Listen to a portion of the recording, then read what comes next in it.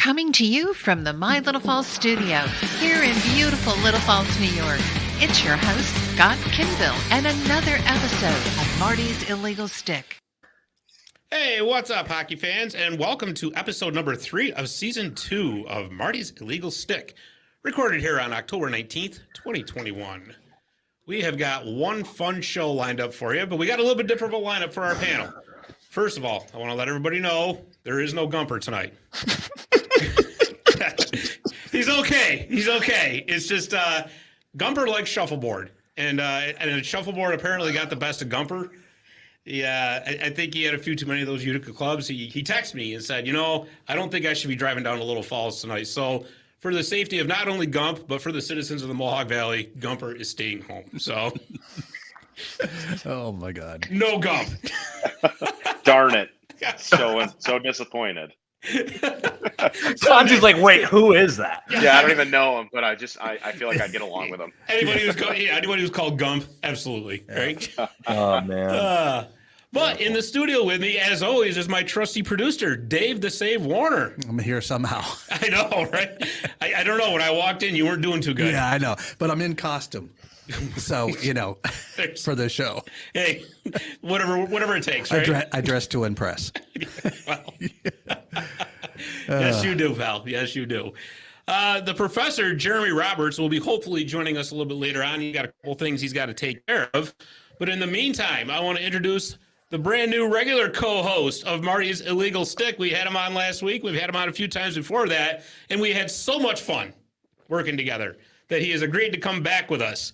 And I want to bring in the one, the only, Dom, the Macho Man. No, Dom Real. What is going on? Yeah. I was going to say, hit him with the Scott. Hey, yo. Yeah, right. You need the toothpick, though. Yeah, I got to get a couple of those. Thanks for the introduction, Scott. You always kind of make me seem like I'm going to be such a big deal. So hopefully I keep the folks entertained today. Well, you are a big deal. Yeah, what can I do? And that, we're wearing the same shirt. So nice shirt. I appreciate it. Opening night at the Comets was a success. Opening afternoon, kind of 3 o'clock game, but either way, worked. Felt like a night game. Yeah, it did. Even though I had to watch it on TV because I was at work, but. Yeah, well, I mean, it's a tough time, but I got to meet. Oh, speaking of, I got to meet the one and only Barry Shelley from Rink of Dreams. Yes. On Facebook. I don't know if joined that group. It was awesome. Yeah, give me a puck, give me a pin. Barry, I'm sure you listen to this. I appreciate it. It was nice meeting you finally, even though I kept playing my noisemaker while we were talking. But what can you do? Did he give you the ride on his lap on the Zamboni or what? No, I saw that picture of him jumped up in the Zamboni. Yeah, Konze, they had because they have they got the 2 Zambonis they clean the ice with at the odd, and then they got you've seen teams that it's like a show one where they have kids ride around in it. They had it out front. So Barry, the guy that runs this group, I think you might have talked. You've seen maybe in a broadcast that he just jumped up. It was great. It was very entertaining. Mm-hmm. such a hockey name, Barry Shelley. It is. Barry is an unbelievable asset to the hockey community. So anybody that listens to this, if you're not in the group, I highly recommend you join. And he does come on the show every once in a while. So he does. Yeah, we got to get him back on. You were up at the rink this summer, weren't you? Yeah, I was, and for his reunion, and man, what a time that was! Yeah, but what a time! I mean, that attic of his is something. It really is. It's I would call it, from what I've seen, probably the unofficial minor league hockey Hall of Fame. Oh, no doubt. I mean, I don't know how he gets all this stuff. I mean, it's just incredible. Oh my God! Every day he finds more stuff. What's going on, Barry? Who's your connections, Barry? What's going on here? The American Pickers guys are jealous. No. I know, for real. Those 2 Italian guys. Yeah. Speaking of. Yeah, there you go. Speaking of. So I'm going to bring in our guest. Our guest is the web editor-in-chief of Trainwreck Sports out of Buffalo. And this is a real treat because I've been wanting to talk some Buffalo Sabres hockey for quite a while now. And now we finally got a guy who's right there in the thick of it, in the middle of it. I want to bring in Mr. Joe Konze. Joe, how are you? Good. How you guys doing today? You guys doing great? Fantastic, man. Thanks for coming on. We appreciate it. No problem. I wanted to point something out to Dom. I was watching the Utica-Rochester game. And did you know Utica's 3-letter abbreviation is UTI? Yes. Is that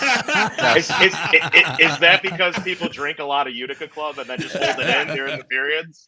I've been noticing that because I obviously have season tickets. I've had season tickets for 4 years now, I think. Yeah. And I have the AHL package to watch the away games. And I've always, I understand it's got to be 3 letters, but if we could just have just UT, that would be fine. UTI. No. You can't use UT. That one's taken. Yeah. University. Yeah. Okay, Even though right. the last 2 weeks has been sad. But Joe, now that you mention it, UTI, Utica Club, maybe that's what happened to Gumper.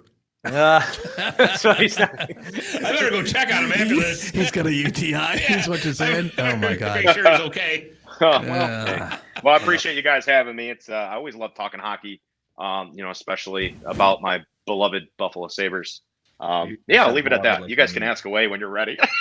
Well, first of all, before we get into the Sabres, why don't you tell us a little bit about Trainwreck Sports? Yeah, so right now, I've actually transitioned out of the chief web editor role because I with my new job, we won't get too much into what I do, but I wasn't able to edit as much as I'd like to. I still create content for Trainwreck Sports. What Trainwreck Sports does is a couple guys that local here in Buffalo, when the Bills and the Sabres were just so bad around 2015, 2016, they created this sports media group called Trainwreck Sports, where they basically discussed the state of Buffalo sports, tried to make it fun and electric, for those here in Buffalo, and where we are as a collective group today is incredible, is where they started, the discussion in a Wegmans parking lot, after a Buffalo Bills loss. So, what we try to do is, basically call it like it is. If it's a positive spin, we put a positive spin on it. If it's something that we really want to, get off our chest, we'll get it off our chest. We want to help be the voice of the fans here in Buffalo. And I'm not sure if you guys are familiar with what's been going on in Buffalo, but we're kind of in the middle, with development and building communities here in Buffalo. We're in a new age Buffalo Renaissance. You might not see that with the Sabres as they're constantly in a rebuild, but we're really trying to put Buffalo back on the map and be a part of that public relations firm and really kind of generate interest and why people should follow Buffalo sports. And it's almost like a powder keg gets ready to explode. We've been saying that for 10 years, but we're probably a couple years off from it being a real successful city. So, sports and development and what communities we're building here. Yeah, got you driving around in a golf cart all day. Yeah, that's true. That did happen. You got to survey the land. No, I get it. What's really cool too, it's not hockey related. I know we'll probably get into all the different stuff you guys do hockey wise, but when they had the Blue Jays in Buffalo, Scott, they had one of the top suite up at Seneca One Tower, and they were doing live streams during the Blue Jays games and stuff. It was really awesome content. It was incredible. Oh, wow. So for anybody that's in the Western New York area, or if you're just a Bills or a Sabres fan, I highly do recommend any social media as you check out Trainwreck Sports, because the guys are wildly entertaining.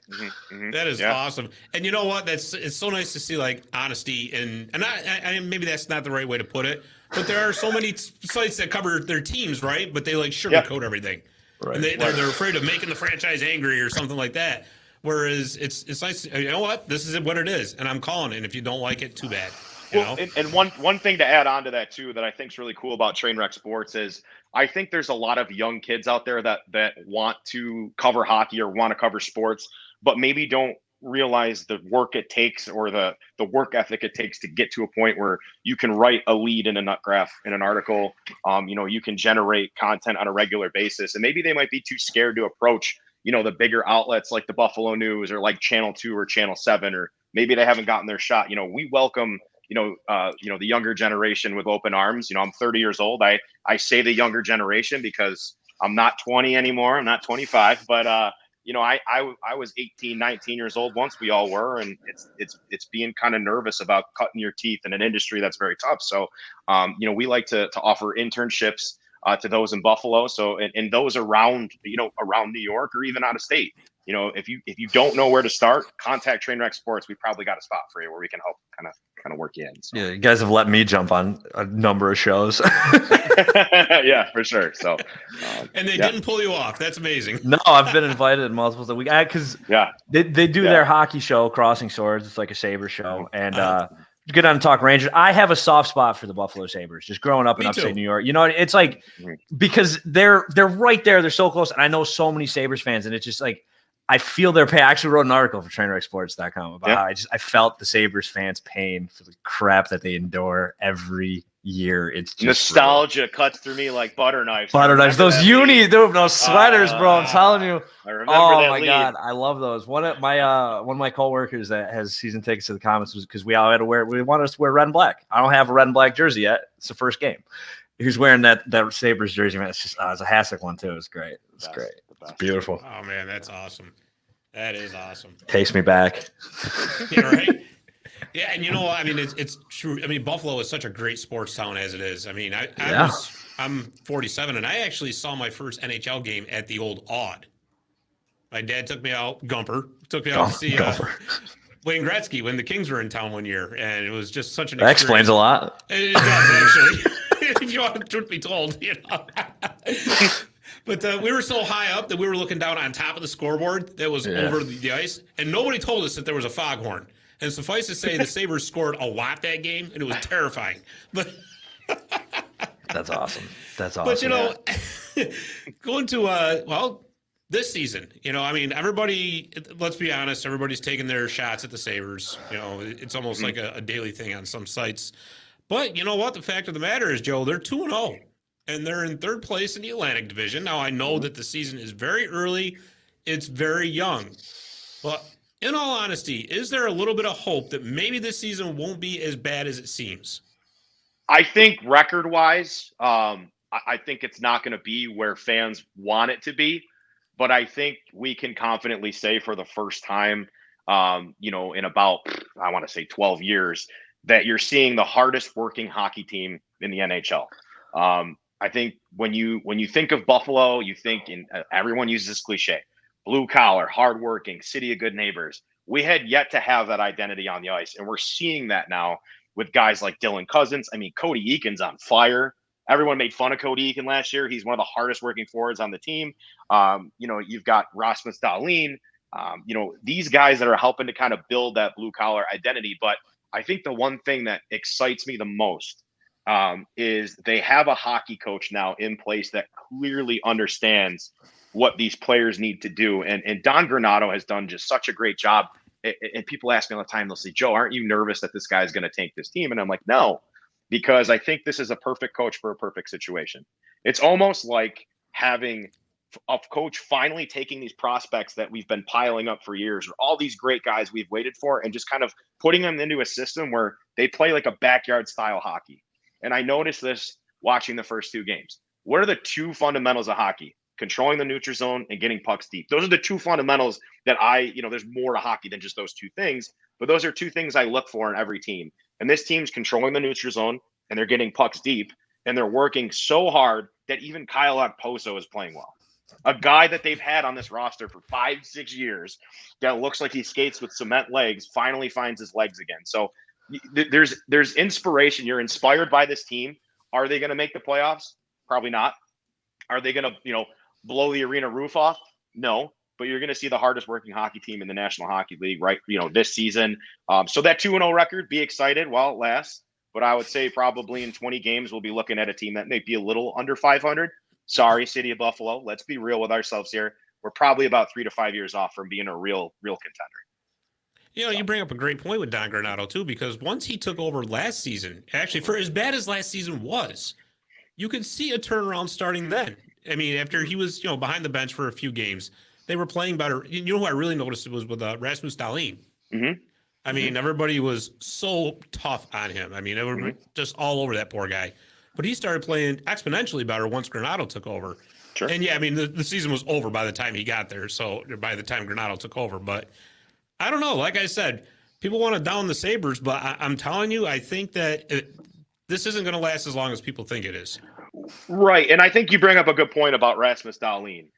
Imagine being as young as he was at 18 years old and having to think. I think at some point in our lives at 18 years old, you're trying to find a way, you're trying to forge your path. And especially in a league like the National Hockey League, where you're the first overall pick, you're highly sought out. Everybody knows about you. And then you get this coach in there that's like, this is what we're going to do. And you're like, hold on a second. I have to learn a whole system. In enters Don Granato after Housley, after Kruger. And he's just like, reporters are asking, what did you do to fix Dahlin's game? And he literally said, I left him alone and told him, just go play. And I think that's the problem we have with the game team, is that everything's too over analytical sometimes. Nothing aggravates me more than when I can see with my naked eye, I know I'm wearing glasses, but I can see with my naked eye a good player, but then I got to read in an article next day, well, his ice time's too high. And it's like, no, the problem is these coaches shove analytics and shove systems down players' throats when all they need to do is just let them play hockey. So it's refreshing to see Dahlin doing these smooth, silky skills on the ice, getting his legs under him that he used to have in Frölunda, and he's enjoying being here. They might be bad this season, but he's so excited to play the style of hockey that Don Granato's putting it in place. And Dom, I texted you about this. It's literally backyard style hockey. Yeah. Just get the puck deep and control the neutral zone. Right. It's better than, hey, everybody had a good time and we're all friends like last year. Exactly. It was a feel-good game. Right. Oh, man. No, victory. You're right, though. They looked significantly better. I tuned in a little bit to I can't remember if it was the first game, maybe it was the second one. But they look just there's a different energy. You can tell Granato just, I don't know what it is. It seems to be able, he can just kind of get that edge out of players. And it's refreshing to see, because the biggest frustration that Sabres fans, at least what I saw, especially I did so much work with Trainwreck last year, the last 2 years. The biggest frustration everybody had in Buffalo in general was just, they just weren't even competitive. It's like, they're not going to be a playoff team. They're not going to be successful. They're not going to win, 60, 70 games. Like we understand that. Like I get that, but there was no fire out there at all from anybody. And it's not like there's not talent on that team. Even now, it's not like there's not talent out there. I mean, you guys got rid of my favorite Sabre, Risto's gone, RIP, but it's just, that's what it is though this year. They have an edge. Right. Even if they don't win, they're not going to go down. They're not going to just lay down and die. They're going to go down swinging. And I like that. As someone who watches the Sabres as much as I do, I like to see that, because it's just when they go out there and they have no fire, it was depressing to watch those guys last year. They didn't care. They didn't want to be there. You could tell their body language was awful. They wanted no part of being there. And that's depressing, because the Sabres fans deserve better. You know what I mean? I went into that whole thing. It was one of the articles I wrote about the Sabres. If you look at the playoff ratings every year, with the exception of the last two, because they're funky, the number one neutral site for fans is Buffalo. Even when their team isn't even in the playoffs, the Buffalo fans love hockey. So if you can at least compete, that's all that matters. And it's refreshing to see. Right. No, I totally agree with that. And Joe, I actually agree with you on the analytics end too. I mean, analytics are a tool, but they're not the end all be all, as far as I'm concerned. Now, I know there are people out there that think they are. And, no, his Corsi is this, so that means he can't play on the second line or something. It's nonsense. But the Fenwick doesn't do it for you? Just to completely use analytics to determine who's going to slot in where, because you're right. It's the eye test. If they don't pass the eye test, that's the important one right there, to me anyway. Now, of course, like I said, I'm old, and the biggest analytic tool that I always knew was plus minus. But right. Well, and you bring up a valid point. I didn't mean to just jump in there, but I tell Dom this all the time. One of my favorite hockey players. I have a lot of favorite hockey players, primarily Patrick Kane. One of my favorite hockey players. But my other favorite Buffalo's own, baby, was Steve Eiserman, and I always loved Steve Eiserman at a young age, because he really was the heart and soul of those Detroit Red Wings hockey teams during those cup runs. And Bowman says it too. He's like, I gave the captaincy to a young guy to see how he responded, and he responded so well. Everybody loves Steve Eiserman, and I compare him to the Derek Jeter of hockey. Sure. I'm a big Yankee fan. If you're not a Yankee fan, I apologize, but such a quiet leader, but produced every night. So here's my question that I want to ask a lot of people, and feel free, jump in, leave comments, whatever you want to do. How do teams back then win consecutive cups without analytics?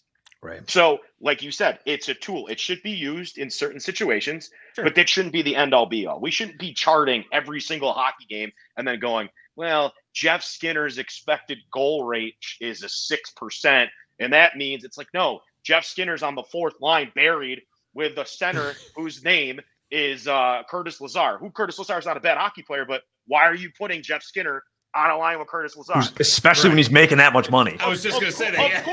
Of course, his expected goal rate's going to be up. He's playing against fourth liners. Right. He should be able to skate around him. So, man, that's no disrespect to people who love analytics and love the money ball type, atmosphere. But I'm the type of guy that takes both, and I go, okay, well, I don't care about his Fenwick score. He's a good player, and based on what I see. So. Right. No, I totally agree. Absolutely. And you bring up such a great point too, like with Stevie Y, no doubt one of the best of all time, probably the best GM in the league right now with what he's doing. It's crazy. And I just was going to say, those are some of the best teams of all time. And there's no way Hully was out there looking at the analytics. Guy was just firing wristers off. You know Brett Hull might be one of the worst. I don't want to be like too rough here. Analytically, Draper could be one of the worst, but he's some of the most goals ever. Yeah, Brett Hull proves the point. Brett Hall is one of the most hated hockey players in Buffalo. Let's just get that off. Yeah, I didn't mean to bring. Speaking of, quick plug. Go back in the archives, check out XD Detroit Red Wings Mark Mowers. He's probably not the best skater in the NHL, but where was Brett Hull every time he needed a game winner? In front of the net. Where I want to look up I'll look up his analytics. Sometimes with his foot in the crease. Yeah. What are you gonna do? Anyways, we're getting off on a tangent here. No, it's good though. I mostly brought that point up just so I could plug, go back and listen to the episode of Mark Mowers, actually Detroit Red Wing, not a big deal. But no, you bring up a point though that I think is something that people don't appreciate enough. You know what I mean? Do I need to make a banner for him? I know. Yeah. They got a sweater hanging in the Horton room. I sent him a picture of it. He's like, great. Yeah. Hey man, you're appreciated. What could be worse, right? Yeah, he's great. I love Mark Mowers. I gotta get my jersey out to him. Yeah, God's just got a Mark Mowers jersey. I got a Mark Mowers jersey just so he signs it. I love the guy. So there's another guy where analytics wasn't good to him. Oh my God! Speaking of Brett Hull, Mark. he was a plus 23 for his career. So I guess that works out for you there, Scotty. Well, yeah, but I mean, when you're scoring 76 goals a year, it's kind of hard not to be in the plus. Right. Right. It makes it a little difficult. Wow, 99, 2000. Dude, does that year ring a bell to you by any chance, Konze? Oh yeah, boy. He was minus 21 for the season. You know what? If you don't follow hockey and you want to compare Brett Hull to someone, freaking Steph Curry. Brett Hull could take a slap shot from center ice; it would go in. It's the same thing. Steph Curry launches one from half court, and he's got like a 96% 3-point percentage. I don't know. Anyways, right. Yeah. I totally get it. It drives me nuts, and that's especially when a team's struggling. The last thing I want to hear is someone talking about analytics. Yeah, right. I'm done with it. I'm ultimate pylon. Right? Yeah, Sky, you're exactly right. Because if a team's struggling, the only way they're going to get out of it is if they get in a groove, and you're not going to get in a groove if you're worried about the stupid analytics. Yeah, exactly. Yeah. But anyways, let's veer away from analytics for a little while because we're all getting depressed and fired up just talking about it. I mean, like it's no secret. We just said it before. The Sabres have been struggling for a while, and I got to tell you, Joe. I mean, I'm actually an LA Kings fan, but I mean, I like Dom. I have a soft spot for the Buffalo Sabres, and every Sabres fan that I talk to, so far as what's wrong with the Sabres, a lot of people want to blame the Pegulas. And so without really knowing the ins and outs of what's going on out there, why is it that they seem to have alienated the fan base so badly? So there were reports that came out, I think it was during the pandemic, that they laid off a bunch of workers. They own Pegula Sports Entertainment. They were a beloved, ownership group that, redid the Harbor Center, redid all these things. Kind of save the Sabres, save the Buffalo Bills, and then when it came time to, which most people would say, quote unquote, do the right thing, they laid off a bunch of employees, whether from this unnamed Sabres source that they say within the organization, within Pegula Sports Entertainment. Let me rephrase that. Someone within Pegula Sports Entertainment didn't go on the record with their name, but kind of, subtly said some things that they showed up to work one day, and there was a PowerPoint presentation. And in that PowerPoint presentation, there were 3 things that they wanted out of the organization. It was like marketing and retail, success of their teams, and then personal life. And everyone's like, what's this personal life, section of, and by the way, this isn't like word for word. This is kind of just like, right. My understanding of it. Our personal life, and everyone's like, what's this? Well, we want to live, we have a certain life that we live, so we have to make these cuts. And then come to find out they're building this $1 million yacht in Amsterdam, and everyone's like, okay, so you're laying us off because you want to save money to afford your lifestyle instead of cutting things out of your lifestyle, and so on and so forth. So this was recently them alienating the fan base was It was a personal thing. It was, we're going to do this because we want to live this certain life. In addition to that, they also live in Boca Raton, Florida. So when they say ownership groups sometimes don't live, they live in the city during the season, then they'll go home to Boca Raton. They do a lot of this from Boca Raton, Florida. Are they here during the season? Sure. I'm sure they're here more for the Bills now than they are the Sabres. I can't confirm nor deny, but I will say that it's probably the reason. But I think people feel that they don't have a pulse on their fan base or their community. Okay. And I think at this point, if they're going to continue if they were going to continue on the trajectory of being bad, why not just sell the franchise? So the city of Buffalo is just kind of sitting back like, there's a power struggle between the Pegulas and the hockey operations because this hasn't been proven, but it's been said that they think the idea is that Kim stands in the way. Kim stands in the way of that. She's kind of the face of ownership for the franchise, right? Right. But my personal thing is I don't know. I'm not sitting here slandering them, just kind of giving an overview. I don't know what the problem is. All I know is that Pat LaFontaine, who is one of the most beloved Sabres, LaFontaine. I mean, one of the greatest calls in sports history. Walks in on the job, and a month later he quits and resigns. Why? That's the biggest question mark we all have here in Buffalo is where there's smoke, there's fire. So something's not right. Something's not right. And I always try to give the benefit of the doubt because, they did save the Bills. Yeah, they did save the Sabres. But how can we get to that next level of not sucking? Okay. And I think a lot of us are trying so hard desperately to embrace the suck. And it just kind of hurts that we haven't been able to do that. So to kind of answer your question about what they've done to alienate the fan base so badly, I think a lot of people in Buffalo feel that they're just out of touch with the organization now. They're just really out of touch with how hockey operates, the kind of players that you need in an organization, that sometimes hiring a president of hockey operations is the best bet and just to take a back seat.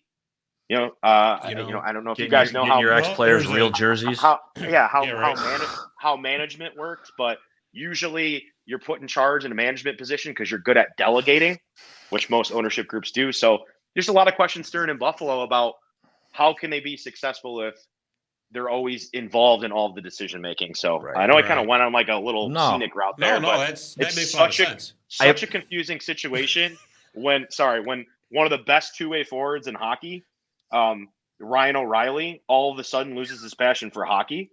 Pat LaFontaine decides to resign. And then like Dom said, they do the turkey drive and in these alumni nights and these alumni players that are beloved, players have these jerseys that just don't look right. So the cheap knockoffs. I appreciate though, like hey, you said we kind of go off path because we do that a lot, and that kind of it fits the name. It's where the name of the show came from, Marty's Illegal Stick. Right. We just kind of go off on it, but it's Konze, you're so right though. I don't understand. Real quick, Tom, no, go ahead. I want to point this out. I don't like to slander people because I'm not the type of person making those hockey decisions. Right. So I come from the school of thought and was raised that, hey, you go in the office then and tell that multi-million-dollar guy over there that he's not running his business the right way. I can't. Yeah. I don't. I'm not the one making the money to make those decisions. So I just wanted to clear that. That was the one thing I was going to say real quick is that because I follow it pretty closely, I still don't understand what the problem is. Do you know? It's like they're so successful with the Pegulas are obviously unbelievably successable people. Like they know how to make things work.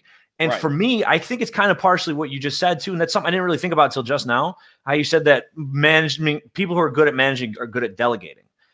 I forgot that James Dolan was a partial owner of the Rangers until this whole Tom Wilson thing happened. Bro, I completely forgot. Bro, I'm a Knicks fan. I hate James Dolan. So you understand because he's got his hands in everything and it doesn't work. Right. And the fact that when I hear Sabres, I think of the Pegulas, and that I feel like is part of the problem. Right. But Dom, think about this for a second. Sorry, one more thing I want to put on about this though. Not to go back in the basketball realm, but speaking of James Dolan, what did James Dolan do this past season with the Knicks? He stepped away, and what did the Knicks do? They made the playoffs. They flopped, but they made the playoffs because he stepped away. Yeah. Absolutely. And you know what? We were just talking about this a couple weeks ago.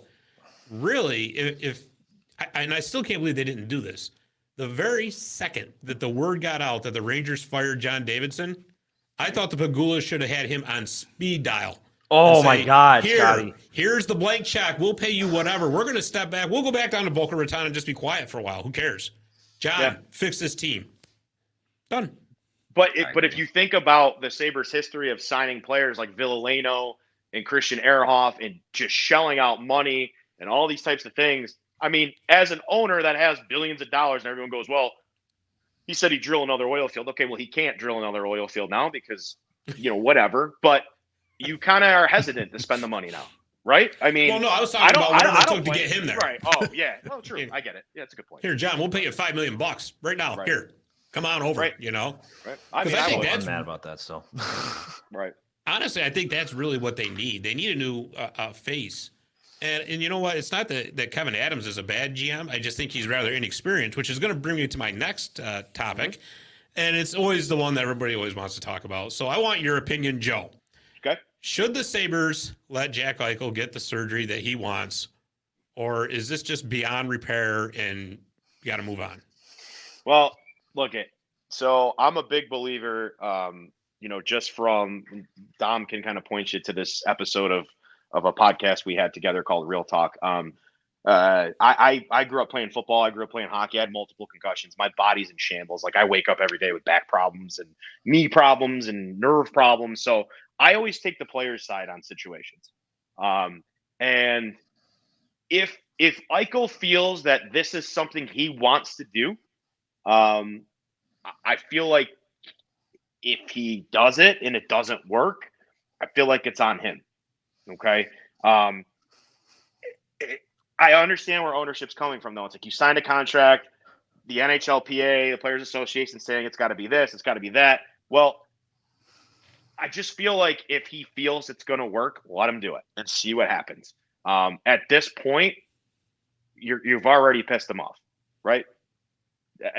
There's no way to repair this relationship at all. He wants out. There's teams that are going to allow him to get the surgery that he wants. And I think they just have to cut ties with it at this point. Could it have been handled better? Yeah, I wasn't there in the conversation, but I think it's getting to the point now where it's like, do you want Jack Eichel at 75% or do you want Jack Eichel to take the risk to try to be 100%?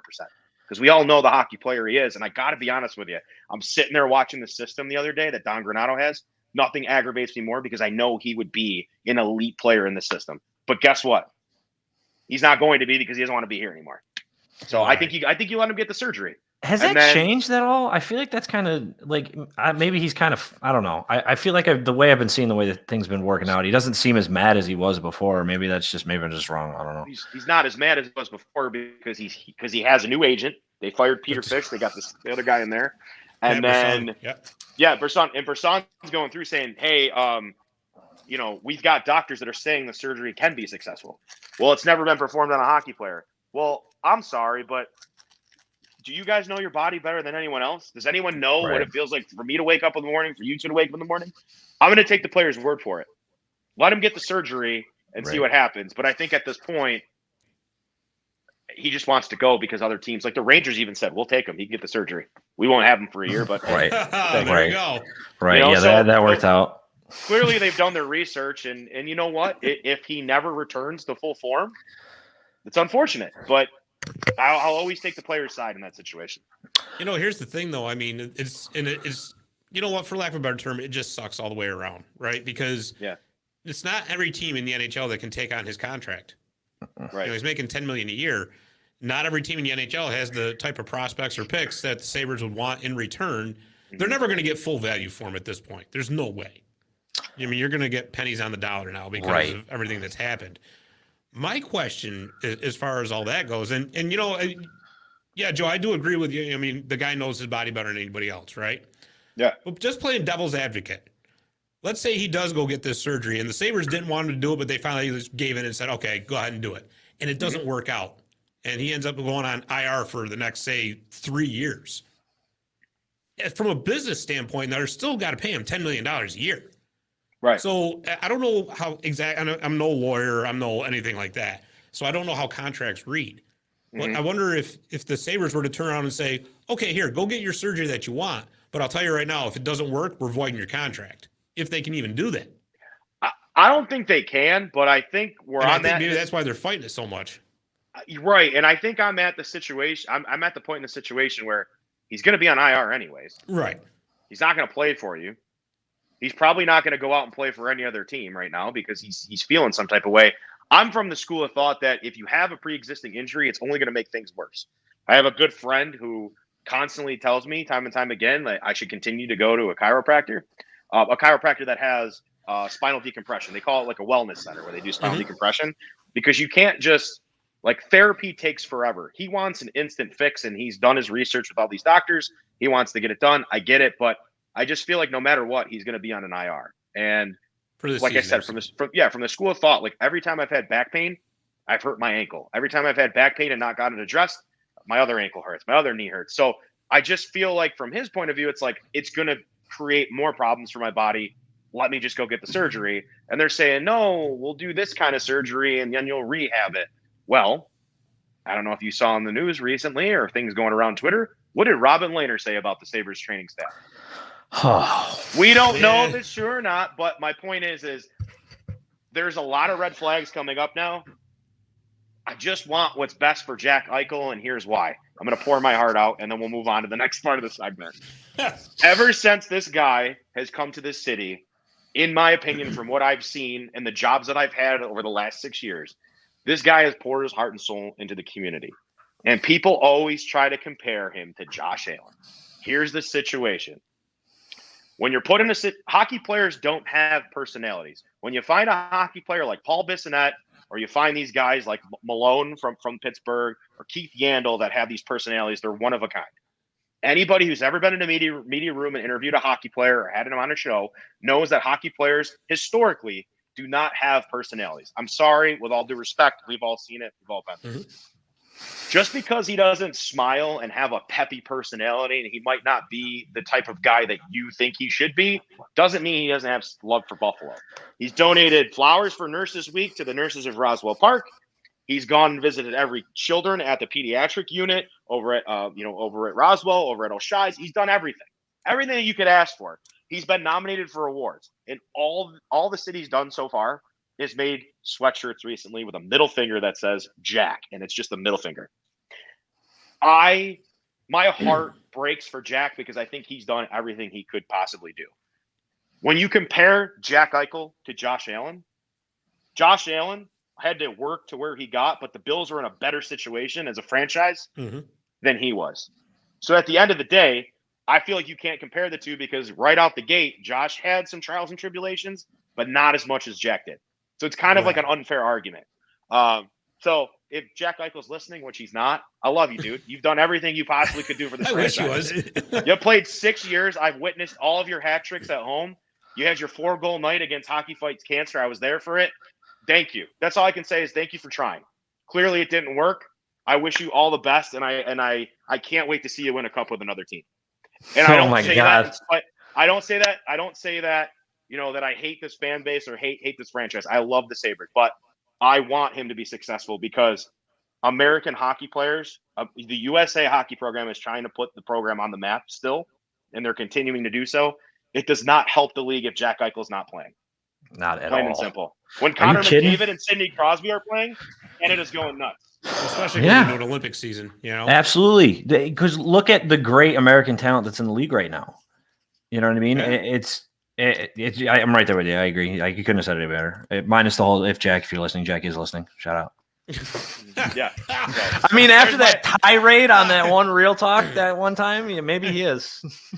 Well, you know what, though, Joe, you're right. And as far as it's an unfair comparison with him and Josh Allen because, frankly, Josh Allen wasn't expected to be the savior of the Bills either. Jack Eichel was expected to walk in. If Connor McDavid wasn't in that draft, he is the number one overall pick, hands down. Because, he was, that was the comparison. So, and I think, given what he's had to deal with, and how many coaches have they gone through since he's been there? Bilesma, Housley, Kruger, and then it would have been Granato. So, there's been a lot of turmoil in his short time there, too. So, right. And, I get your frustration as far as, like the sweatshirts, with, F Jack and all that. But obviously there's a lot of aggravation in the market as well. Right. That's right. and it's really too bad what's happened. But Right. you I know, just want to say I love the Sabres fan base. Don't come at me. I'm just making a point. I love Jack Eichel, one of my favorite players. Right. It's just Yeah, no frustrating doubt. when the team, every time they try to move somebody, they get fleeced. I know. So that's the thing where you kind of got to Which- hope you keep Jack, get him healthy, and then you don't have to worry about getting bamboozled. Which one more thing I want to point out, because this came up on Twitter the other day. So I don't know if you guys are familiar with Russell Wilson. He had a positive mentor, Trevor Mohawk, positivity coach. He recently passed away. It was a tough time for Russell Wilson. But if you follow Russell Wilson, they posted the other night that he does like a walkthrough of his plays up and down the field. Oh, And I everyone's saw like, that. "Oh, that's weird." But the reason he does it is because That's his weird. positivity coach said you should always be choreographing your plays and thinking through so that when it hits, you always know where to go. So what I'm saying by this is Russell Wilson had a mentor. That's what makes him successful. What mentor did Jack Eichel have walking into this? People can say, "Oh, well, he had Brian Gianna." Okay, well, was Brian Gianna one of the best captains? I don't know. I wasn't in the locker room. But when you trade for guys like David Legwan, or you put them alongside guys like, oh, I don't know. You could say you put Skinner and Reinhardt on his line, but then you tried to split out the lines. You got Eakin flying on one side. It's just, I don't think he ever had a mentor going into hockey. Sidney Crosby had Mario Lemieux to learn from. Yeah, And I think in his rookie season, he played alongside him, right? I believe so. I think there was one year he played with him. Right. So. There's other players. They like, expected way too much out of like, Jack, it way was too early. like the same problems happening with Connor McDavid. Who has Connor McDavid had? Well, he's got Wayne Gretzky up there now. He was part of the Right. upper management group. So what did the But- Sabres Alumni Association do to set Jack Eichel up for success? That's Kyle how I'm going to leave Okposo. right there. Right. Yeah. And you know what? Close. Maybe, Yeah, there you Kyle go. people say Matt Molson. What happened with Matt Molson? Oh. They got rid of him. So, anyways, that's Well, No, you're absolutely No, right. They expected this kid to come in and be the savior and be the captain right off the clip. They didn't give him any chance to develop, not just as a player, which he didn't need to develop as a player, but he needed to develop as people tend to forget this. And I know I'm the youngest one here, and I'm going to sound crazy, but when these guys come in the league, they're children, like they're kids. Jack was a child when he came with the Sabres, and then they expected him to just, hey, you're going to fix this, right? And that's just not fair. And I think that plays a lot of parts into it now. And I completely agree.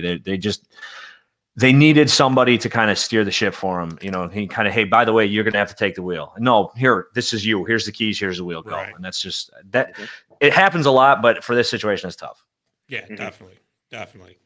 But I mean, hopefully, in the end, it'll work out into a situation where at least everybody gets somewhat happy anyway, and move on. But I tell you though, we were talking about it earlier. I do seriously think that better days are ahead. Mm-hmm. I mean, you guys got some pretty good prospects. You got Owen Power, you got Jack Quinn, you got JJ Peterka. Anybody else coming in that's coming down the pipeline that's going to help these Sabres within, say, a year or two? All right. So here's the big thing with Sabres. And I love using sports comparisons. You're going to hear me do this, but you think of like the Pittsburgh Steelers. How many coaches they had in franchise history? 3. Yeah. They've had Chuck Knox, Bill Cowher, and Mike Tomlin, right? What did the Sabres have before they got to where they are now in the goaltending situation? They've had Grant Fuhr, who ended up going out. They had Grant Fuhr for a couple years. They had Dominic Hasek forever. They had Ryan Miller. And at the one time when Ryan Miller was coming up, they had a long jam at goaltender. They had Mika Norton, they had Marty Baron, and then they had Ryan Miller. They have never had an issue at goaltending until recently, right?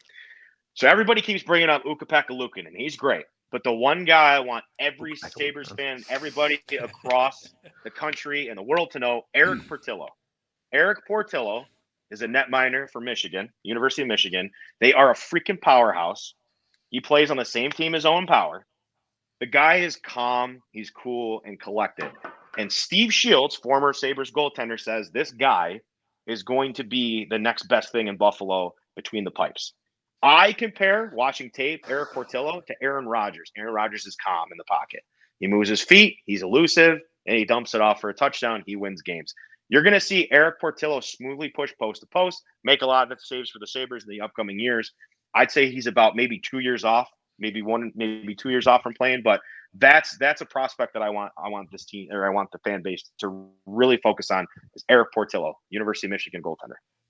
Very cool. And you know what? You missed one of my favorite Sabre goaltenders of all time too, Darren Pupa. Darren Pupa? And the reason I say that is that game that I went to at the Odd, somebody actually put this huge bed sheet that they just took like a paint or something.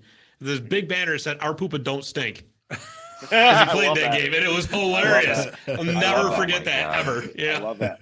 And I think it's incredible. You named Peterka, you named Power. What's one thing the Sabres haven't had in a long time? A really strong defenseman on the blue line. There's Owen Power. Yeah. You've got two snipers in Jack Quinn and JJ Peterka. Peterka was this close to making the opening night roster, but Don Granato and Kevin Adams said, look, let's give him a couple games, maybe 20 games in Rochester, and they'll bring him up. So I think this team's on the right path, even with Dylan Cousins. The one thing they're missing, though, on this roster, please do not drink the Kool-Aid just yet. How the heck does a team win when Casey Middlestat is your one of your best centers? And Casey Middlestat's playing great hockey, but you cannot roll into a season and go up against teams that have Sidney Crosby, Jonathan Toews, and Patrick Kane, and all these other guys with Casey Middlestat as one of your centers. Yeah. You got rid of Reinhart. Don Granato figured out how to use Sam Reinhart after 7 seasons? My point is that this team's got a long way to go. There's a lot to look at. I love Cousins, love Peterka, love Quinn. I love another guy, Arttu Ruotsalainen, Oskari Laaksonen. I'm probably mispronouncing these names. Bear with me. You got that defenseman in Minnesota too, right? Chad Johnson? Ryan Johnson. I'm sorry. Yeah. Ryan Johnson's incredible. So they're built for the future. They just need to kind of sprinkle in a couple veterans here and there, and we might be looking at a different hockey team. But the one guy I'm excited for, and I'm sure Dwayne Steinelt of our other buddy who does a show. Oh my God. He would love to hear Eric Portillo. He does a great interview with Steve Shields, the goaltending coach at University of Michigan. I mean, number one in the country right now. Portillo is going to be better than Ukko-Pekka Luukkonen. You watch. They got Luke Hughes. Yeah. They got a good team. Ukko-Pekka Luukkonen. Yeah, I've seen him twice now here in Utica, and the Americans have been here. Yeah. He had double hip surgery, and my concern is that I don't think he is ready, but I think when you have double hip surgery, it's very difficult to come back from it. Yeah, especially with the style of play. Dwayne talks about it all the time. The style of play these goalies play now, they're constantly in the butterfly. It's tough. It's a tough position.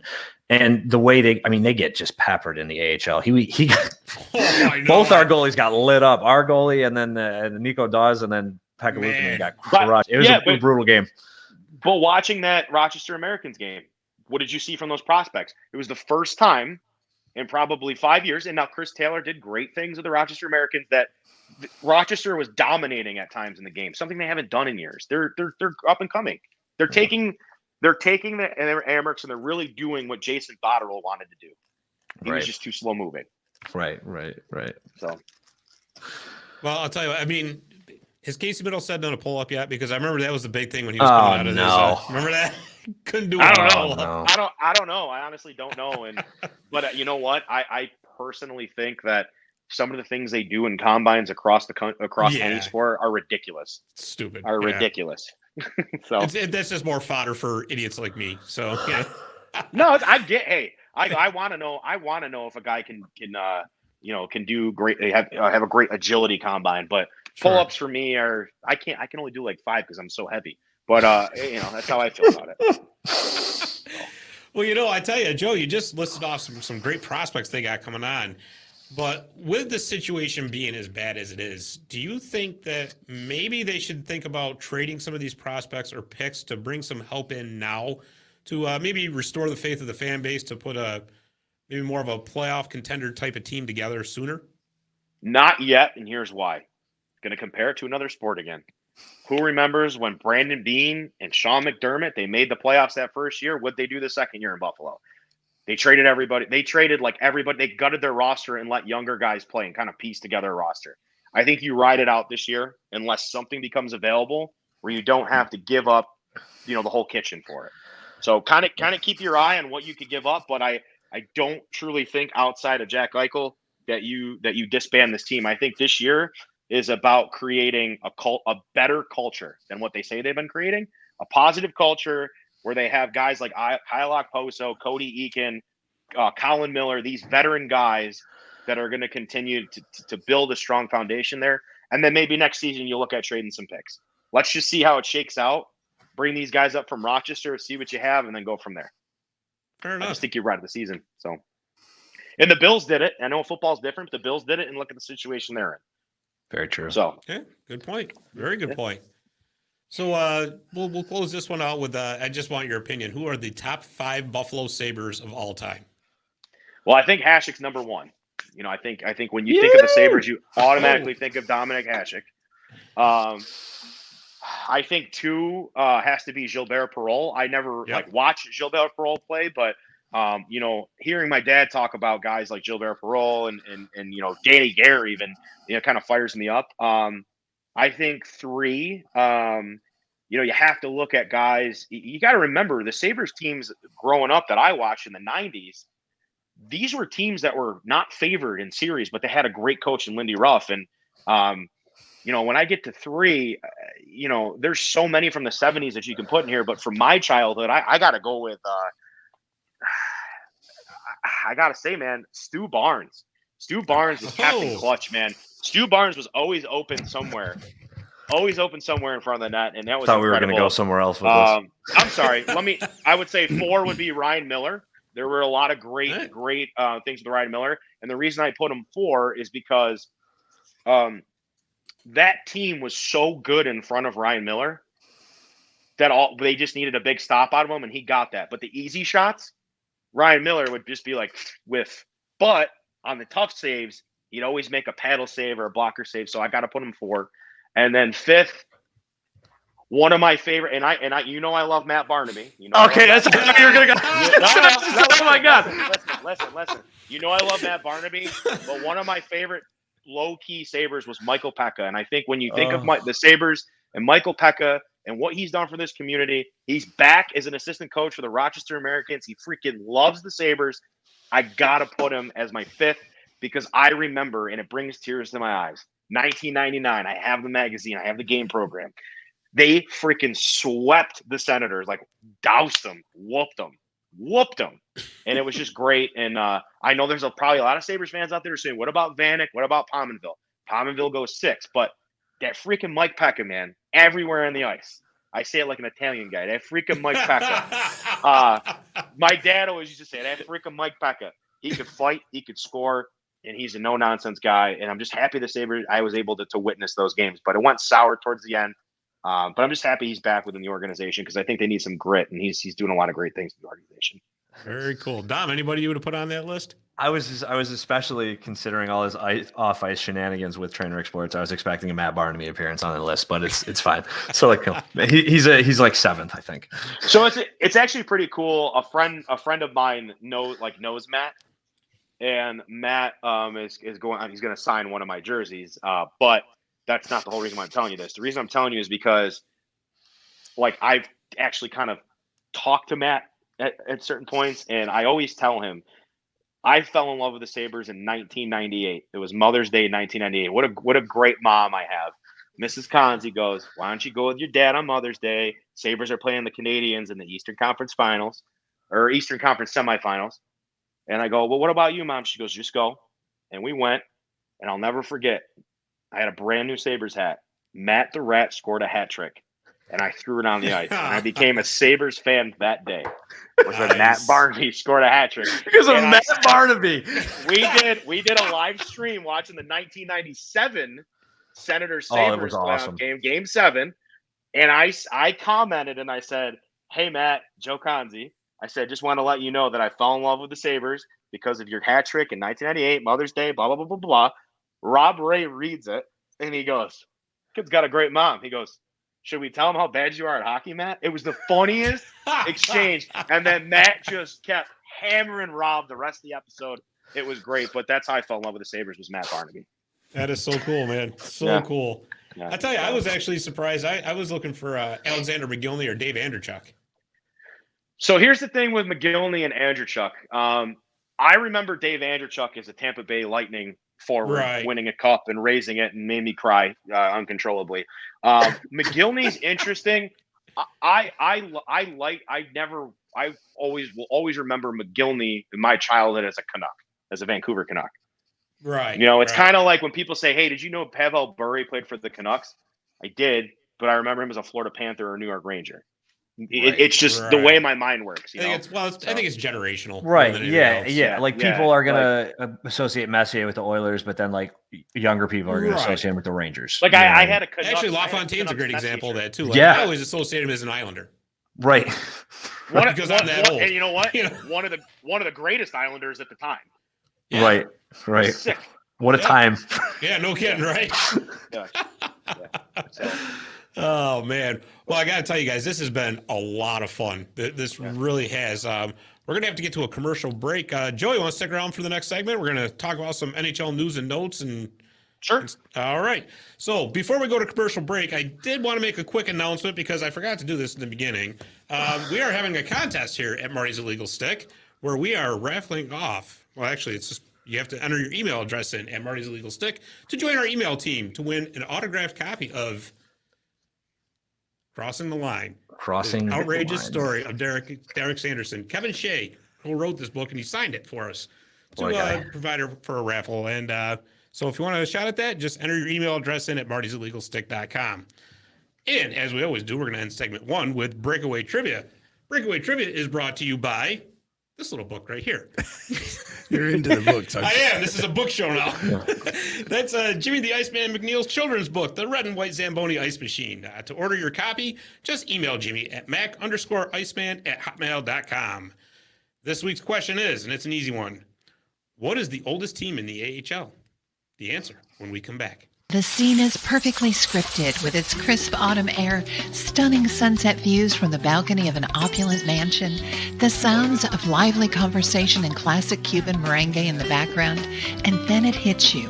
The unmistakable scent of a perfectly aged tobacco paired with the sweet smell of a full-flavored bourbon. It's not a movie set that you've stumbled upon. It's the historic Overlook Mansion's perfect pairing cigars and bourbon event in Little Falls, New York. If you've never smelled the aroma of a premium small batch Fratello cigar with its creamy, complex notes of spice, cocoa, citrus, coffee, and wood, constructed using the finest hand-selected Nicaraguan tobacco, you simply haven't lived. The magic that happens when bourbon meets a curling waft of cigar smoke is an indescribable treat for the palate and the senses. Join us Saturday, October 23rd for an exclusive cigar and bourbon pairing event between the hours of 5 and 8 p.m. It's an evening of elegance, sophistication, and a curated collection of indulgences that are sure to delight even the most discerning cigar and bourbon aficionados.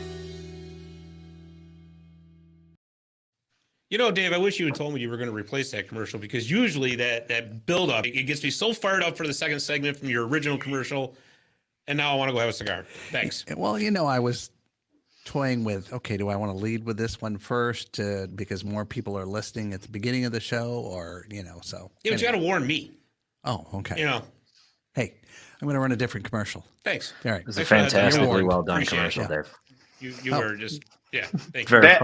Just so you guys know, that widow aged bourbon, I actually had it the other night. It's like a fig flavored one. It's really good. The Widow Jane's or which one? The Widow Jane's, yeah, they had like a fig one I had the other night. It was really outstanding. The guy who started that company lives in Little Falls. He sold it, made a lot of money, but he's the one putting on this event on Saturday. It's outstanding. Night. Yeah, no, it's good bourbon. Yeah, it's great. Small world. Very small world. Yeah. All right. So we're back with segment 2, Hockey Hot Takes. And like we always do, we're going to start Hockey Hot Takes by answering the breakaway trivia question. And the question one more time is, what is the oldest team in the AHL? Dom, you got a guess? Well, Scott, I've noticed this from listening to the show and being on a few times.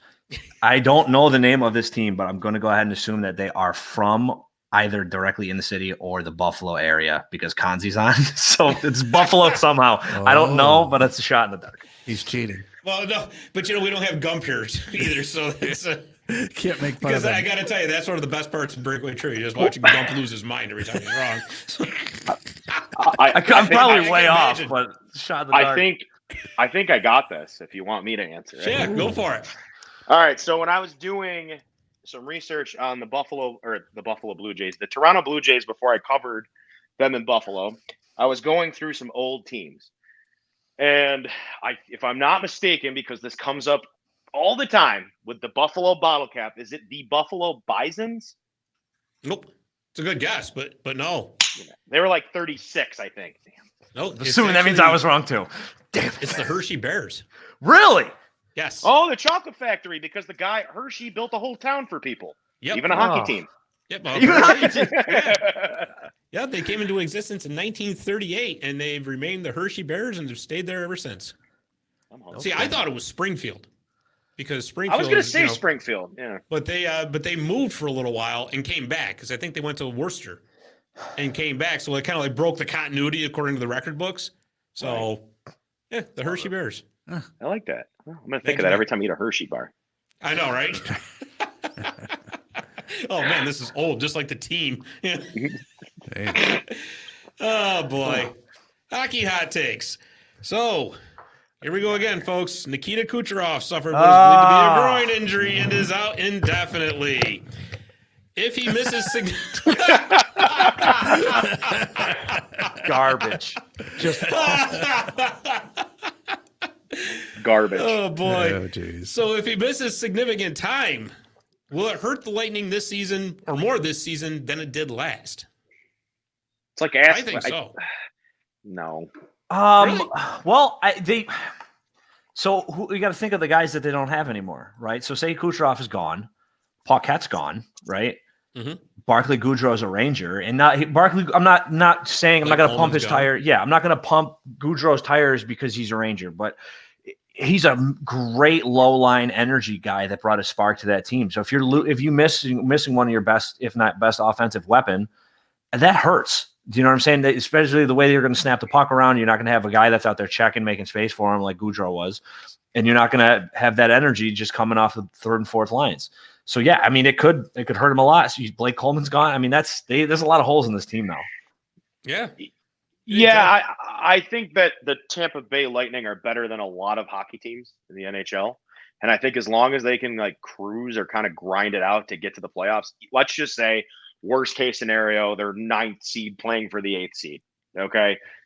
Kucherov enters the lineup during the playoffs like they do every year with Kucherov. I think they'd be okay. I really do. I genuinely think wholeheartedly that if you were to ask me my top 5, Kucherov's 1 or 2, 3, maybe top 3. You know, so I just think that if they grind it out and get to the postseason, they'll be okay. And I think I said they have Vasilevsky in that too. So that's huge. That's huge. Yeah. And they did say Tampa Bay came right out and said, I think they're trying to do some damage control here. They said, "Oh no, he'll be back before the end of the regular season. We'll see." But I tell you, yeah, Tampa Bay is still one hell of a hockey team. There's no doubt about it. But losing that entire third line in the offseason, that hurts. That hurts. I mean, and their team this year was still predicated on that top 6, and Kucherov is obviously a huge part of that. I'll tell you guys, I'm not as bullish on Tampa as a lot of people are because, let's be honest, that division got significantly tougher. Right. You know, Toronto and Boston are going to be no pushover still. Florida looks like they're going to be really something to watch this year. So they're going to have to struggle, I think, and especially if Kucherov misses like 3 months. Yeah. Because now they're one injury away from disaster. Right. Yeah. You know, because let's face it, I mean, Stamkos gets hurt a lot, right? Yeah, he's getting up there. He's not. Yeah. Absolutely. So I think this season, him being out is going to affect them much more than it did last season. Yeah, I think so. I mean, they still have some significant weapons on that team. You know, Sergachev is sick, and then Alex Killorn's sick. I mean, they got Corey Perry, which is cool. You know, add the worm in there. You get a little grit. Get a little grit in there. You know, a little Renaissance man action. At least he'll spice up the Florida rivalry a little bit. But they still have like key guys. Like they still have Andre Palat, Ross Colton. They still have Victor Hedman. They still have Patrick Maroon. You know, Chernak. You know who else? Don't they still have Zach Bogosian? Bogo. But he's hurt. He's out. Upstate New York's own, baby. Messina, New York. Let's go. Go figure. But anyways, and then you have, you know, Anthony Cirelli. Right. One of the best two-way centers in the league. Right. So I mean, I think they could grind it out. But I agree with you guys. You're always one injury away from, you know, being a and like Scott, like you said, that division is going to be a war zone. Sure it is. You know, so I don't know. It'll be interesting. I still can't stand them, but whatever. No, Boston has Swayman and Allmark. You know, I mean, they have pretty good solid netminders. So, and they have, right. Yeah. Toronto's going to be great in the regular season. You know, they even will. though Allmark has yet to play for the Bruins, I can't believe they signed him to the 5-year contract and he hasn't played yet. It's because he scored on himself. But score on himself. Listen, he wanted to take that pressure of the shutout off. Right. Yeah. Like, Well, there goes that. Well, yeah. Well, can't do this. And just so you guys know, Toronto is going to win the cup in like 2050. So, you know. Oh, jeez. Yeah, boy. We better hope so for again. the sake of Coach Heenan. Jeez. Coach Heenan, Gary Heenan. my guy. Oh, boy. Who's doing a heck of a job with the Comets broadcast, by the way. Yeah, he was awesome on that. He's very good. I He's love really it. good. I love it. You know, he's like the dude, like you would just like be talking about hockey within a bar when he's on that broadcast. It's awesome. He has the best stories too. Like, just to kind of give you a quick overview, when he played hockey overseas, he said they would lend the players a car with a number on it. And when he had a bad game, he got his door kicked in. Yeah. And he said, I got my door kicked in more often than not. Like, it was just like so funny. He's such a good guy. Scott, have you had him on the show? Yeah, he's been on a couple times. Oh, he's tremendous. He made me a Utica Pioneers fan. And I'm from Buffalo. And there's multiple hockey programs here. Yeah, he's tremendous. We did a lot of UC stuff. You were on for a few. You weren't on for Bigsy, were you? No, we had Bigsy on. We had a couple of the players. We had Brandon Osmondson and Jackson Rotowski. Jackson's awesome. I mean, he's a great interview. Kid's a stud. But yeah, Gary's great. He's doing a great job with the play-by-play, which is tremendous. You know what I mean? It's cool because it kind of the way I saw it when I first saw them doing it, which I think is kind of cool, is you got all these people who are like both fans of both teams, right? Scott, you know how it works around here, but then you have some people who are just like dead set on the Comets because they're the pro team and they don't really think about the Pioneers. But to get Gary, the head coach, to get the exposure on the Pioneers, even if he doesn't talk about them, just to kind of show what a great hockey mind he is, to do the broadcast of a literal professional hockey team is awesome. I mean, it goes to show like what the kind of operation they run at the Odd. It's tremendous. You know, honestly, when he's doing the commentary with Shy, he reminds me of Tony Romo when he's doing the football games. Yes. It's just like he's just reading the play as it happens, and it's incredible. It's disturbing how good of a hockey mind he has. It's kind of scary. And he's not disrespectful to you. Like, when you talk to him, like, I remember when we were doing the show, I asked him questions. I was like, hey, like, can you talk to us a little bit about, like, Austin Matthews? And I said, like, did you notice he moves his feet when he shoots? And he goes, well, it's funny you say that, Joe. You know, and then we went on this whole tangent. And, like, he lets you kind of try to talk hockey. And then he kind of just takes the whole other side and provides his perspective and to help you understand. He doesn't like talk down to you. And that's what I like most about having him on the show. Right. Yeah, we got to talk to Gary Heenan while he was watching a Toronto Maple Leafs game. It was awesome. So it was like, yeah, guys, so look at that play. It was great. Yeah, they were playing the Flames. Kachuk was out there torching the Leafs. It was great. Yeah. That must have been like last week when you and Jeremy were trying to watch the Ranger game when we were doing the show. So yeah, Konze, we're trying to record the show, and they're like trying to get our attention. Meanwhile, they got Charles Barkley getting snap bombs dropped on him by Gretzky on the pregame. Like, I'm a little distracted at the moment. I don't understand that mixture of I don't get the commentary, but what Biz do I Nasty know? with Wayne Gretzky. when Biz Nasty is like, I'm sitting next to one of the greatest hockey players of all time, and then they're like riffing on how Paul Biz is. Like, I love Biz. Yeah, I think it's great. I like the TNT broadcast. It was yeah. What I don't know what I said. Yeah. I thought it was a subscription on ESPN Plus. Yeah. Oh, Matt excursion. Oh God, it's so funny watching Gretzky sitting there next to Biz and that, because I mean everybody knows how Biz is, and Wayne's like one of the most polite people on the planet. You know? Yeah. Well, yeah, that's why I said between the two of them, they got to combine 900 goals. Yeah. Unbelievable. Oh man. So Evander Kane has been suspended for 21 games by the NHL for violating COVID protocols. The ex-Buffalo Sabre. He's actually eligible to come back at the end of November, but my gut feeling is he doesn't play in the NHL again this year. What do you guys think? So just a little funny tidbit. I'm listening to local radio here, and they're reading the sports headlines. And the guy doing the sports headlines goes, Evander Kane is suspended for 21 games by the NHL. And he goes, he provided a COVID vaccination card, and it was fake. And I start like, he read it like he was on the radio.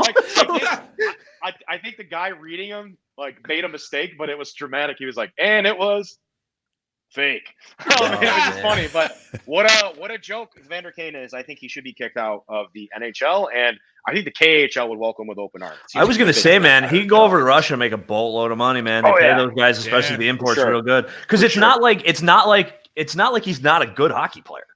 And that's the thing that drives me nuts. Like, he's a good hockey player. He's terrified of Ryan Reeves, but that's besides the point.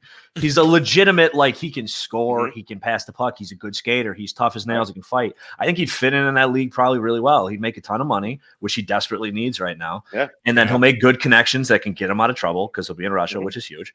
And then they would love him there, dude. He's a big-bodied guy. He's emotional. They would eat him up there. They'd love him. Only problem is we'd probably read in the headlines, Evander Kane joins the Russian mafia. Yeah, he'd make some rough friends, man. Or he'd piss off the wrong people. Yeah, right. That's old people money. Yeah. Well, I mean, it's already coming out from Sharks media that the players don't even want him in the locker room anymore. Yeah, they've had enough of all the for lack of a better term, the shenanigans, and it just even if some of these probes that they've done into his behavior has been proven, that they can't say that they can prove it. So they They didn't say he didn't do anything. They're just like, well, it's not substantial. We can't really prove it. But after a while, that takes a toll on a team. And you just get sick of dealing with it all the time. Absolutely. Especially a team like that right now. The money he's making. So, it's kind of one of those points where, they're going to have to just bite the bullet and either buy him out. Just to get rid of him, you know? Right. But you guys are right, though. I mean, it's a shame. He is really a good hockey player. It's just. Well, yeah. And that team, the Sharks, they've had some woes the last season and a half, I think. But that's a team that's been kind of close on the cusp the last few years. Yeah. And you're in a division where I'm not going to say anybody can make a move, but you never know what you're going to get out of Anaheim. You don't know what Seattle's going to be like. Vancouver can take a dump any day. The Kings are going to be tough, obviously, because they've been getting better. They're going to be a tougher team to play against. And then you got the Knights, who are just Vegas Golden Knights. And I feel like I missed one more. The Flames again. Oilers. Yeah, Edmonton and Calgary are both high-powered offenses. You don't know, but you have a chance to kind of make some noise, and you got this distraction. So I think if the players don't want them, I don't. That's it for me. That's right. It's the same thing with the Rangers with Tony DeAngelo. It's like regardless of how good of a hockey player he was and what's true and what isn't. If the team doesn't want him there, I don't want him there. Right. Because we need to make. Especially hockey, you could have the best team in the league. If they don't get along, it's not going to work. Right. Exactly. Well, maybe the Sharks can come out and say, well, you know what? His 21 games are over, but it's funny. Evander has just developed an allergy to his equipment. We don't know what happened. Something's going on here. We got to put him on IR for the next 7 years. It's just not working out. It's weird. It's so weird what happened. It's the weirdest thing. Strange timing. He's also on a plane to Russia. Really weird. Don't know what's going on. I don't know. What's going on here? But you're right. Anybody in that Pacific Division has a puncher's chance, and especially Vegas is looking a little bit vulnerable all of a sudden because Pacioretty's out week to week, broke his foot. And Mark Stone they said today he doesn't require surgery. He's got the lower body injury, but he's going to be out for some time. So really that division's up for grabs for anybody.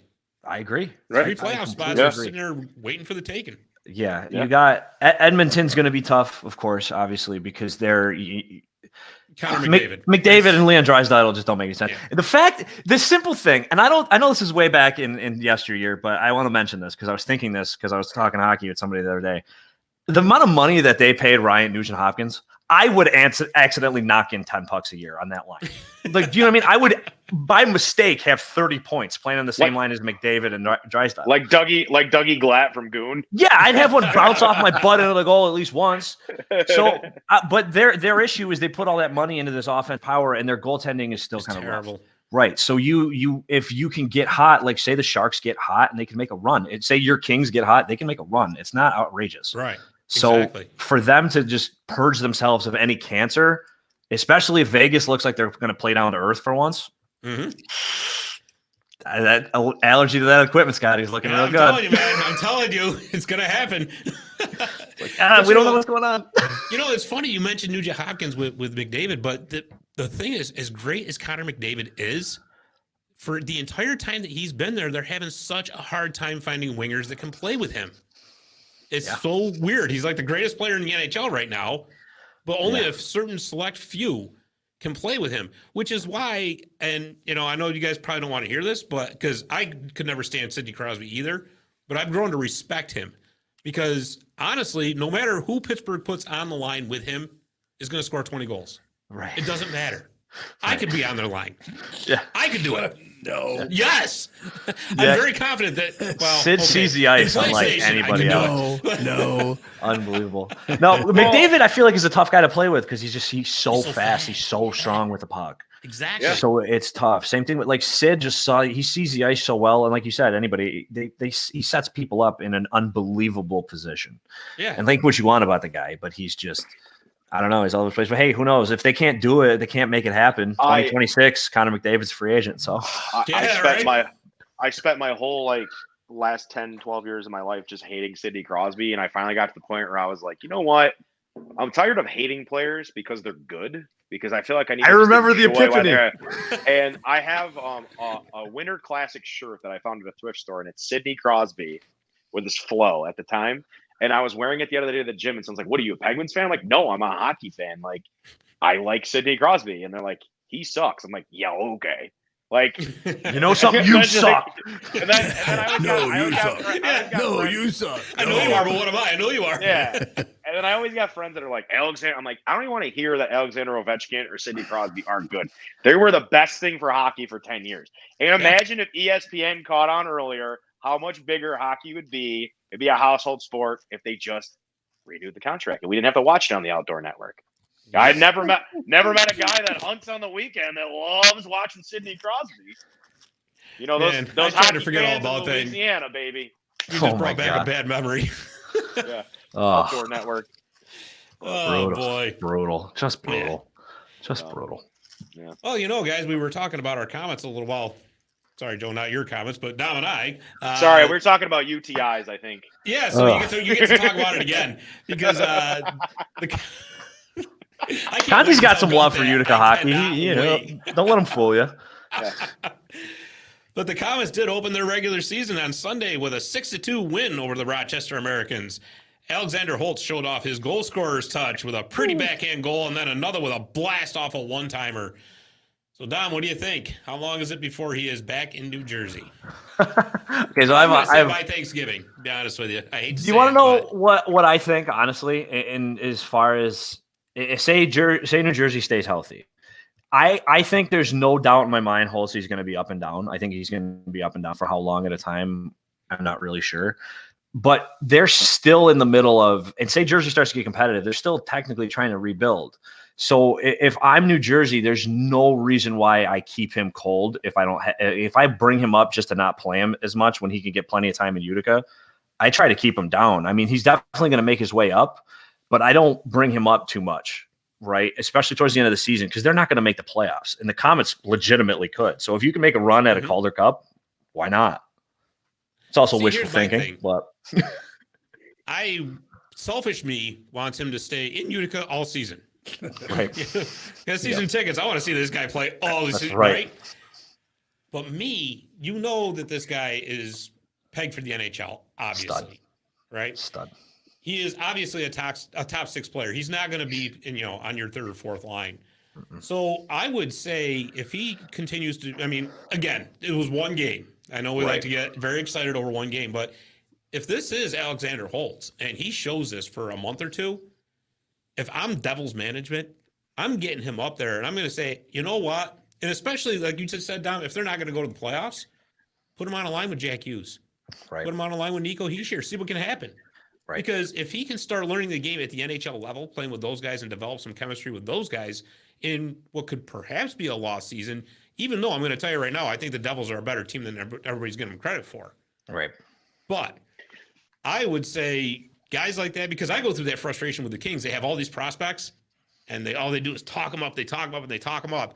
And then they leave them in Ontario, and it's like, yeah, it's great that they're getting all this, but they're not getting any NHL experience. And then by the time you got to bring them up, you're bringing up 5 or 6 rookies at a time on a team that's, pegged to be a playoff contender. Right. Which is tough to do. But I don't know. What do you think, Joe? Well, I caught some highlights of it, and my beloved Lindy Ruff coaches the Devils. Miss you, boo. Anyways, better days ahead.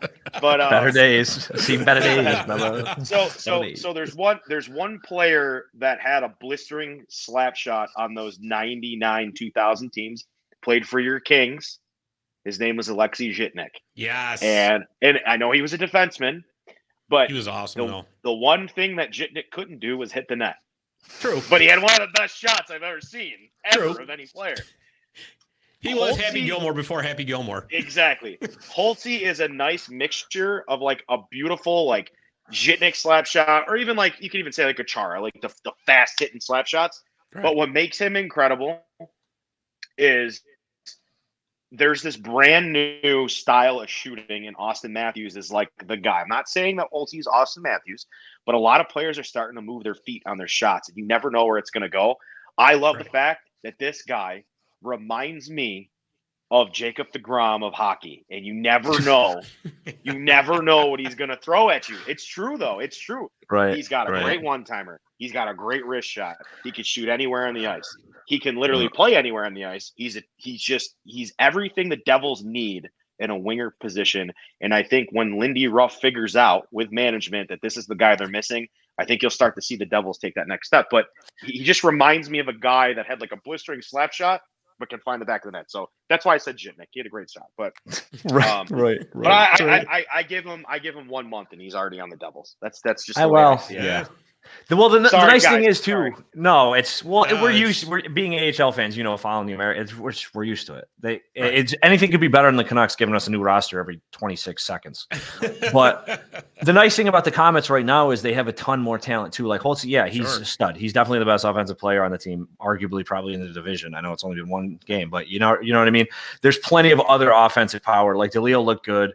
Gambardella looked great in the preseason games. AJ Greer is really good. Yeah, AJ Greer and Tyler Witherspoon are tough as nails. Love both of them. We got Tyler Witherspoon, a legitimate NHL player who just couldn't cut it and is down here and he's probably pissed. Nolan Foote, and then Schmelzer had a great goal too. Yeah, so it's not like they don't have in the past few years with the Comets. If we lost like Goldie or Boucher, we were in so much trouble. But now if we lose Holtzy, it's okay. It's gonna be tough, but it's not like they're not going to score goals. Like they'll score goals, especially with the system that the Dean's running. Our coaching staff, everything I love so much about them already, and it's only been a handful of games. So it'll be tough to lose them. I'm sure it won't be long, but I think it'll work out. Yeah. I just think. Sorry, I was just going to add one more thing here. A lot of people compared him to style of play to like Ovechkin's. Okay, I get it, but I just think that when you look at these guys coming up, through the Utica Comet, I say program like it's a college, but like I see him coming up through the organization, and the Devils are really in a complete rebuild essentially. Like there's always teams other than Buffalo that seem to do it well. And you mentioned the talent pool, and I noticed that firsthand when I watched that game, they have complete lines where most AHL teams don't. So. Right. I think in a year you're going to completely see just like two lines go completely to the Devils right off the bat. Great. So. Can't wait. Well, then hopefully they get some good high draft picks this year too, so they can replenish the AHL. Yeah. Right. Well, you want to be good. That's what you want. Yeah. Hey, come on. But we want our hometown team to be good too, because this is just awesome so far. So right. Yeah. Like it's one game. We'll see Friday night, but that's No, that's but I agree. I don't think Holtz lasts too much longer in Utica. I'd say by Thanksgiving, but we'll see. He was the 7th overall draft pick, right? You're expecting a lot out of that kid. The one thing that they might like it was kind of getting at earlier, they might want to at least give him some time down here because he literally is a child. So they might want to be like, hey, we don't want to like rush you into this. Well, but people forget though, he played 10 games for Binghamton last year too.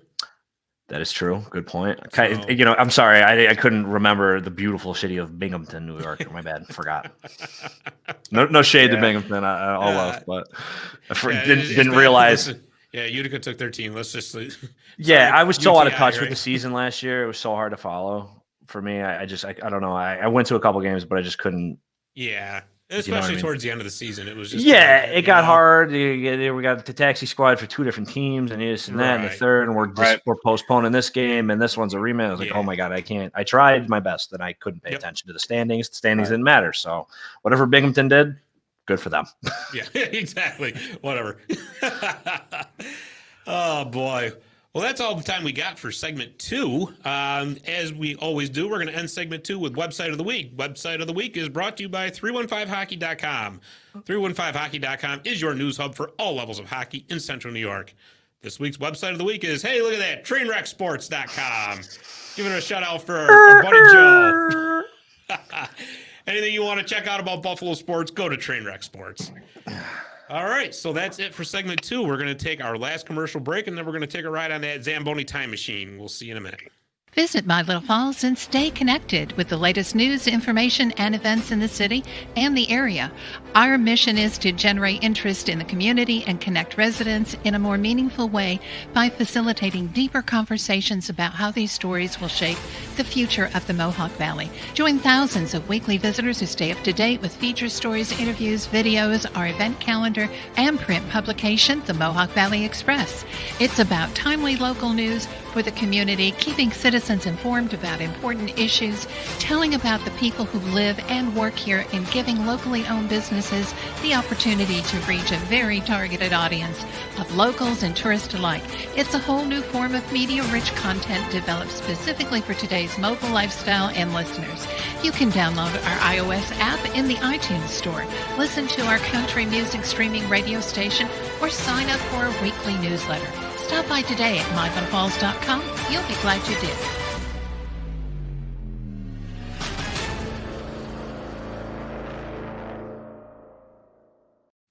So before we jump on that Zamboni time machine, I did forget to mention that speaking of Utica College, they won their preseason opener 6-4 against the Oswego Lakers Saturday night. Let's go.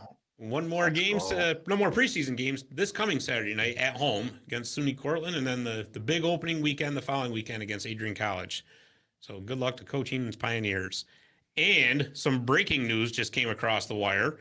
Pavel Buchnevich, former Ranger, suspended for 2 games for headbutting Lawson Krause of the Arizona Coyotes. Can you believe it?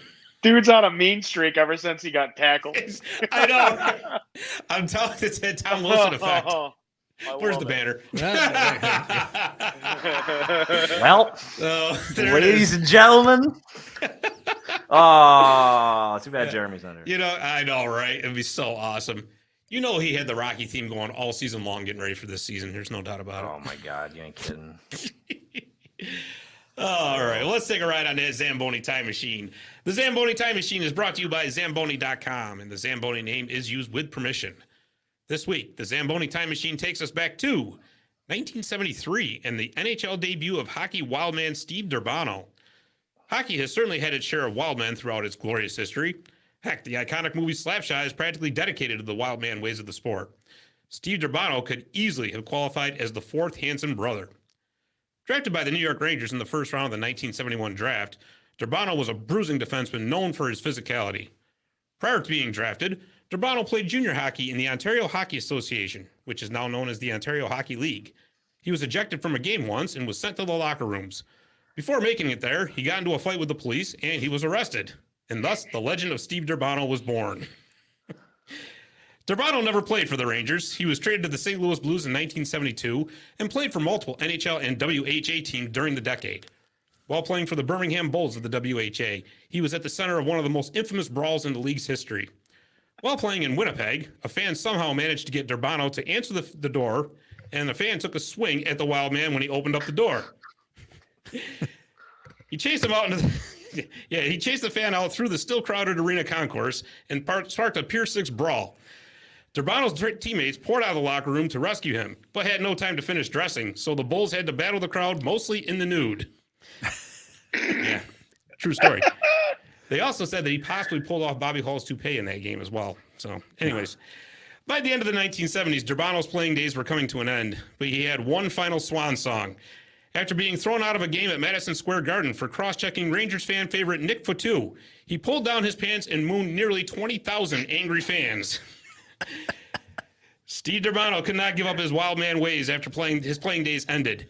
He spent time in prison for trafficking cocaine and then did another term in prison for running a prostitution ring. He passed away in 2002 at the age of 50 due to complications from liver cancer. And that, my friends, concludes this week's trip on the Zamboni time machine.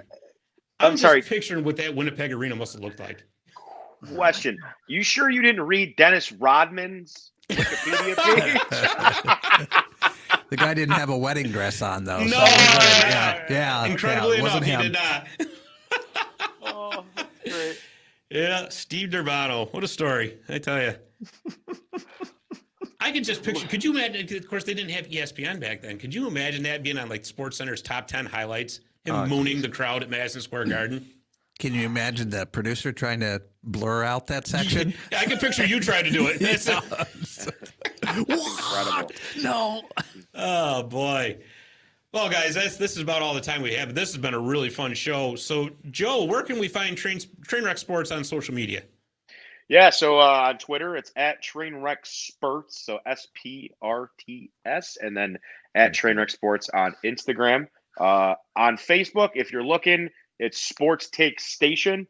I won't get into why it's Sports Take Station, but the gentleman, we won't get into it. But anyways, you can find those on the social media platforms.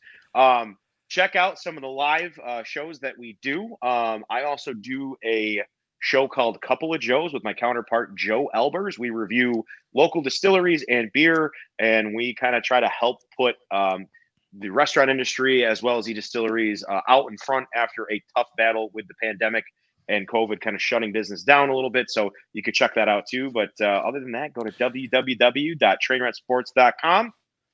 This train never stops. That's awesome. Train never stops. We need to bring him here to Iron Rock Brewing. Yeah, absolutely. Let me tell you, Joe and I would love to come out there and hang with you. That would be so cool. You'll have to come to a Comets game sometime. I would love to, but I think we got to go with Coach Heenan though to like a local pub. Like, that's a big what do you thing. guys? Wow, Trainwreck Sports up to 14,000 followers on Twitter. Let's go. Nice. Yeah, actually, I usually go out to Buffalo every year when the Kings are in town. So if we do that this year, we'll have to hook up at the 716 or something like that, or somewhere. You guys know the bars better than I do. So. Yeah, there's actually a Southern Tier.